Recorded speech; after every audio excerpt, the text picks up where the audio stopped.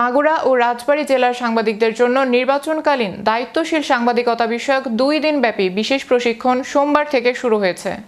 Press institute Bangladesh এর উদ্যোগে এবং তথ্য ও সম্প্রচার মন্ত্রণালয়ের সহযোগিতায় আয়োজিত এই প্রশিক্ষণ কর্মশালা মাগুরা প্রেস ক্লাব মিলনায়তনে অনুষ্ঠিত হচ্ছে।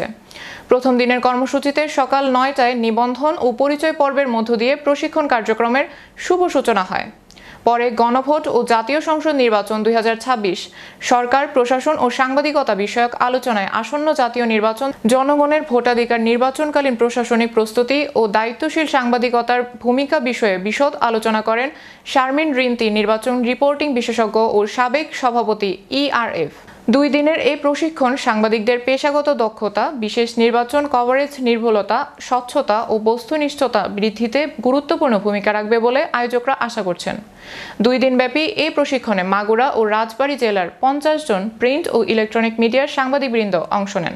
সবাইকে অনুরোধ করব, সবাই এবিতে কমবেশি প্রশিক্ষণ নিয়েছে, এমন জটিল কোনো যদি সংশোধন করতে হয় তারা যেটা বলছে সেই ক্ষেত্রে আবার একটা মনে করেন যে ইচ্ছা করলে আমি সংবিধানের এত ধারা তত্ত্বাবধায়ক সরকার বাতিল করে দিলাম।